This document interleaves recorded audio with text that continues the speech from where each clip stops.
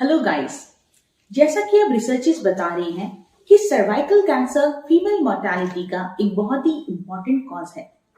हर साल तकरीबन 5 लाख विमेन इस बीमारी का शिकार होती हैं और तकरीबन 2.5 लाख से ज्यादा अपनी जान तक गंवा बैठती हैं।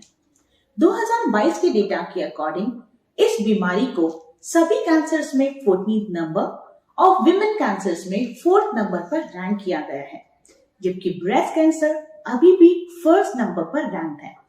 रिसर्चेस के अकॉर्डिंग इसका सबसे इंपॉर्टेंट कॉज एचपीवी यानी ह्यूमन पैपिलोमा वायरस है, जो कि एक non enveloped double stranded DNA virus होता है और पैपिलोमा वायरिडी फैमिली से बिलोंग करता है। आज की डेट में साइंटिस्ट ने तकरीबन इसके 200 से ज्यादा टाइप्स को डिस्कवर किया है, जिसको 5 बड़े जेनरा में डिवाइड किया गया है: alpha, beta, gamma, nu and mu papilloma virus. इन सभी किस्मों में अल्फा पैपिलोमा वायरस सबसे खतरनाक किस्म होती है और यही सर्वाइकल कैंसर का सबब बनती है। अपनी पूरी जिंदगी में हर औरत कभी न कभी किसी न किसी एचपीवी वायरस का शिकार जरूर होती है, लेकिन अच्छी बात यह है कि ज्यादातर लोगों में ये एक सेल्फ लिमिटिंग डिजीज होती है और 6 महीने से 2 साल के अंदर खुद ब खुद सबसाइड हो जाती है। तो फिर सवाल ये होता है कि ये वायरस आखिर कैंसर कॉज कैसे करता है और क्या इसको रोका जा सकता है? तो इसका जवाब ये है फ्रेंड्स कि हमारी सर्विक्स में एक बहुत ही इंपॉर्टेंट जोन पाई जाती है, जिसको ट्रांसफॉर्मेशन जोन कहते हैं। ये ट्रांसफॉर्मेशन जोन एक डायनामिक जोन है, यानी फीमेल्स की पूरी लाइफ में बर्थ से लेकर मेनोपॉज तक ये अपनी जगह चेंज करती रहती है, जिसका अहम कॉज है इस पर होने वाले हार्मोनल इन्फ्लुएंस और सर्वाइकल ट्रॉमा।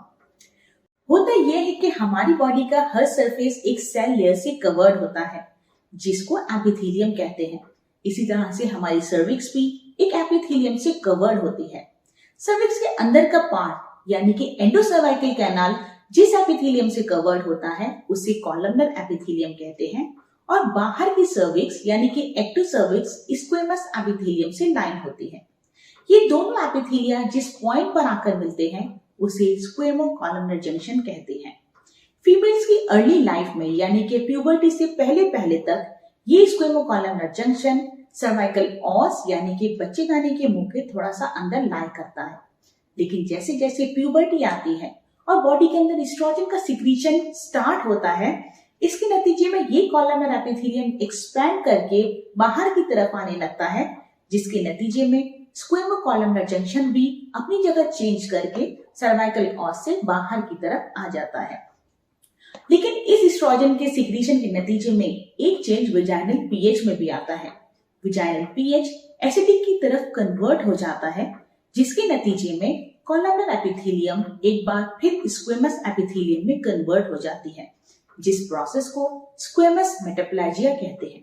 मेटाप्लेजिया का मतलब होता है फ्रेंड्स एक सेल टाइप से दूसरे सेल टाइप में कन्वर्ट हो जाना। क्योंकि यहाँ कॉलमनर एपिथेलियम स्क्वेमस एपिथेलियम में कन्वर्ट हो रही है, इसलिए इस प्रोसेस को स्क्वेमस मेटाप्लेजिया कहते हैं। स्क्वेमस मेटाप्लेजिया के नतीजे में स्क्वेमो कॉलमनर जंक्शन एक बार फिर अपनी जगह चेंज करके थोड़ा सा सिकुड़ता है और न्यू स्क्वेमो कॉलमनर जंक्शन बना लेता है, और ओरिजिनल और न्यू स्क्वेमो कॉलमनर जंक्शन के बीच की जो स्पेस है, जो कि तकरीबन 10 mm के करीब होती है, उसी को ट्रांसफॉर्मेशन जोन कहते हैं।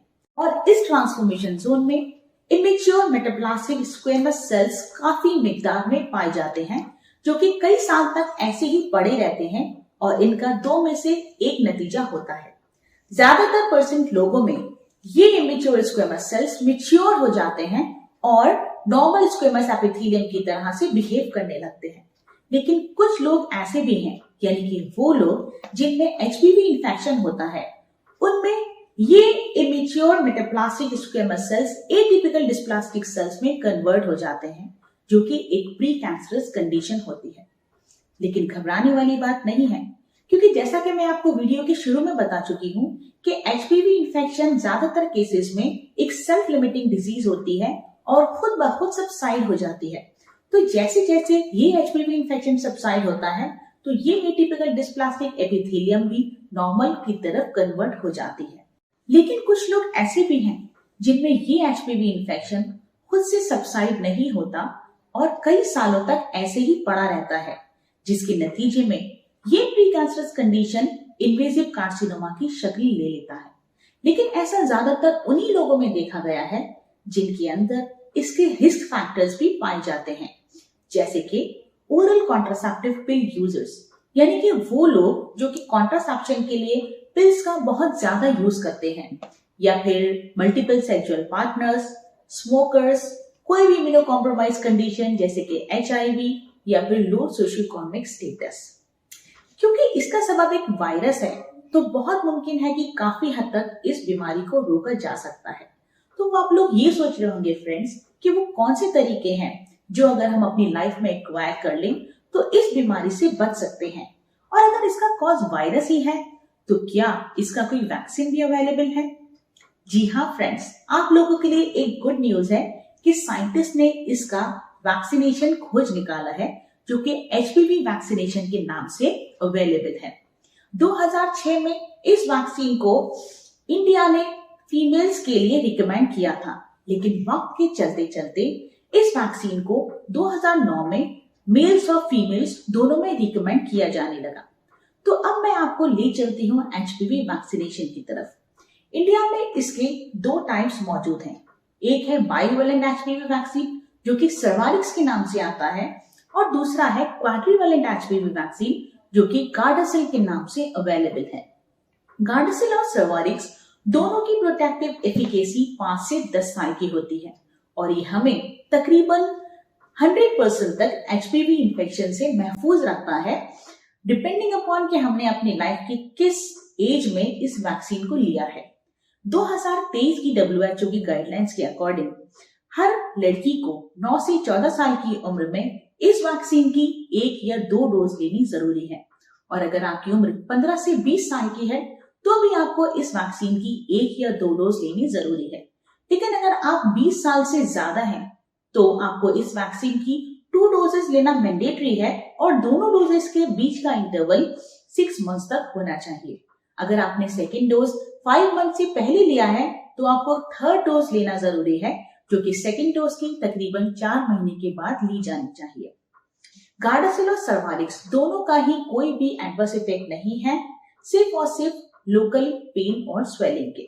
लेकिन ध्यान देने वाली बात यह है कि प्रेगनेंसी में इस वैक्सीन को बिल्कुल भी ना लिया जाए, यानी अगर आप प्रेग्नेंट हैं तो इस वैक्सीन को आप ना लें। साथ ही साथ अगर आपको पिछले वैक्सीन से कोई भी एडवर्स रिएक्शन या एनाफाइलैक्टिक रिएक्शन हुआ था, या अगर आप ईस्ट से सेंसिटिव हैं, क्योंकि ईस्ट भी इस वैक्सीन को बनाने के लिए एक कंपोनेंट यूज किया जाता है, तो अगर आपको ईस्ट से भी किसी तरह की कोई एलर्जी है तो आप इस वैक्सीन को बिल्कुल ना दें। लेकिन बात अभी यही खत्म नहीं हो जाती। 2015 में यूएस एफडीए ने एक और नया एचपीवी वैक्सीन को डिस्कवर किया, जो कि गार्डासिल 9 के नाम से मौजूद है। ये गार्डासिल 9, जैसा कि इसके नाम से जाहिर है, ये 9 एचपीवी वायरल टाइप्स के लिए बनाया गया है। लेकिन इसके साथ बुरी खबर ये है कि इंडिया में ये वैक्सीन अभी अवेलेबल नहीं है। यूएस के अलावा 80 अदर डेवलप्ड नेशंस ने इस वैक्सीन को अपने यहाँ अप्रूव किया है। गार्डासिल 9 के साथ अच्छी बात ये भी है कि इसको आप 45 साल की उम्र तक ले सकते हैं।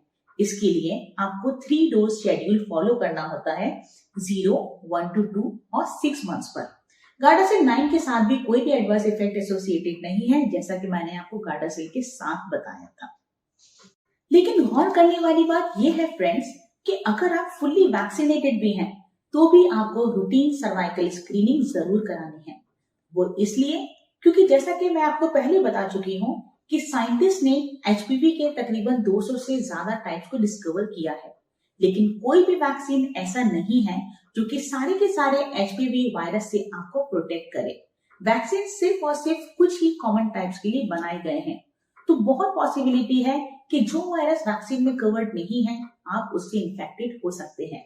इसलिए जरूरी है कि आप रूटीन सर्वाइकल स्क्रीनिंग का पार्ट जरूर बने। स्क्रीनिंग का मतलब होता है फ्रेंड्स छांटना या शॉर्टलिस्ट करना। सर्वाइकल स्क्रीनिंग में हम उन लोगों को शॉर्टलिस्ट करते हैं जिनके अंदर सर्वाइकल कैंसर होने के बहुत ज्यादा चांसेस होते हैं। तो अब आप लोग ये सोच रहे होंगे कि वो कौन लोग हैं जिनके अंदर सर्वाइकल कैंसर होने के चांसेस बहुत ज्यादा हैं और किसको ये स्क्रीनिंग करानी जरूरी है।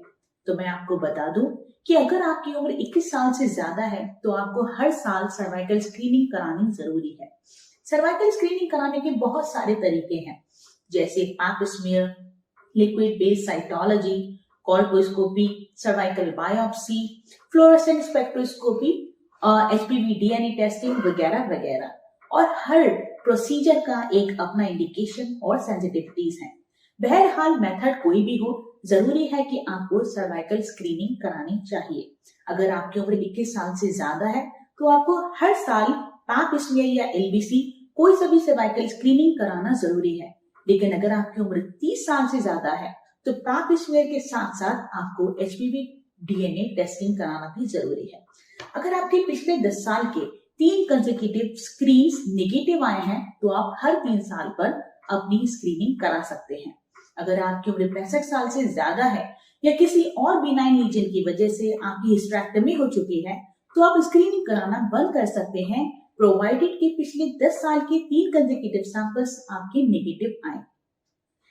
ये तो रही स्क्रीन नेगेटिव की बात, लेकिन क्या ही होगा अगर आपकी स्क्रीन पॉजिटिव आ जाए?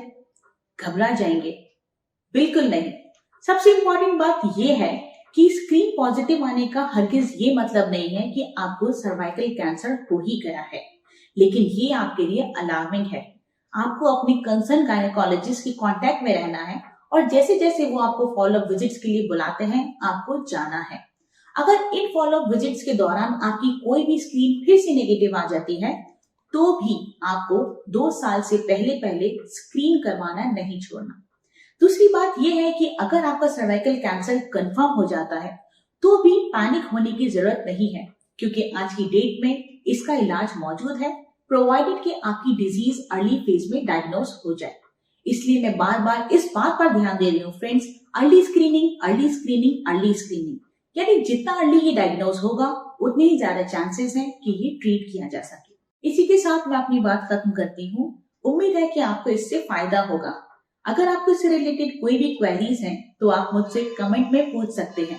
मिलते हैं नेक्स्ट टाइम एक नए टॉपिक के साथ।